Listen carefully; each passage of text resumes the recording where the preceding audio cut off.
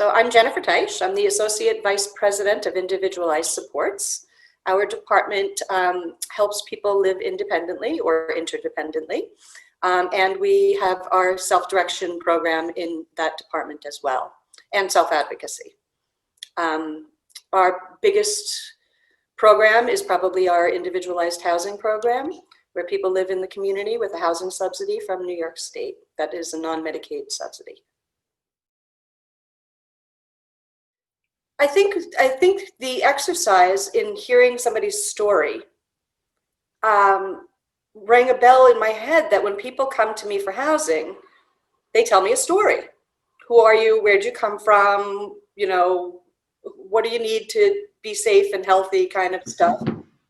And it just seemed like a natural fit for interviewing potential tenants. You know, what I do is find people housing, get people housing, give people housing subsidies. I do as much as I can to support them, but the boots on the ground are our community rehabilitation staff.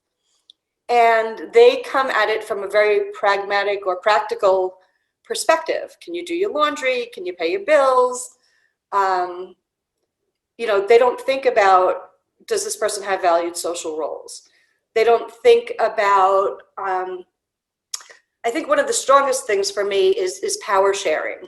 That lens to me is really where the community hub person and the tenant themselves it's such a nicer way to have that discussion of not what do you need assistance with, but how can I support you in making sure you have enough money to last the month, or how can I support you in finding, you know, that knitting class that you wanted to take. You know, where it kind of rang like supported decision making to me, that particular lens. But the other lens is, where is this person vulnerable? You know, these are things that don't necessarily make it from my mouth and my knowledge to the community rehabilitation staff. So what I started to do, and I still have a long way to go with it, is really to be able to give a document to somebody with those pieces of that person there to be able to share. Because we don't necessarily talk about that stuff with community rehabilitation staff.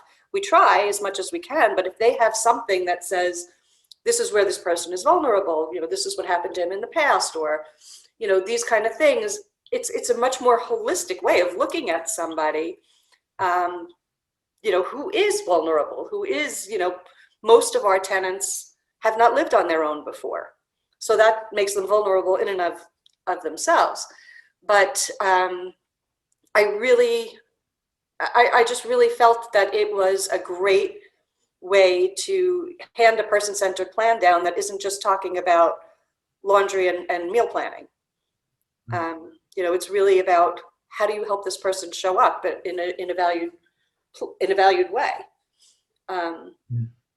I really see it as a much more authentic and holistic way to look at a person's story. This is who they are, you know, this is what they're going to need, and here's how you and me can help support that. I think I would use the lenses and almost like maps, like each lens would be a page in of itself with a list, something that would be very user-friendly.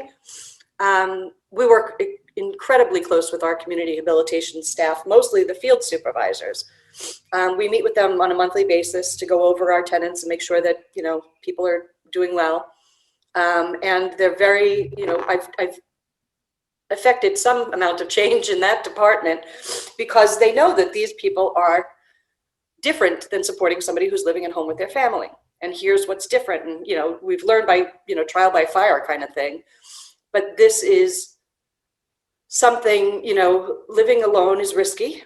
Bad things always happen. I can't even tell you some of the things that I've seen.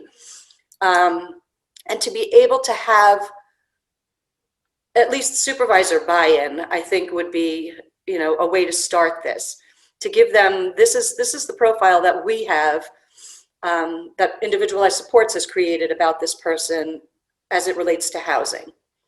And I think that that would help them go a long way if that could filter itself down into their, what we call a staff action plan. Used to be called a habilitation plan, I think. Now in New York, it's a staff action plan. You New Jerseyans. So that's really where I'd like to see it happen, you know, become part of the POP, the protective oversight piece of it, where, you know, there's some really good information that we get that doesn't necessarily make it down to the ground. So that's where I could see it being a very useful tool. It's a breath of fresh air because we've been doing person-centered planning and kind of forcing people to look at it and read it. And this is a different way of giving a perspective that I think is much more easily understood. It's not, you know, if you look at a path, you know, people automatically can just turn off just by looking at all the columns and categories and timelines and everything else.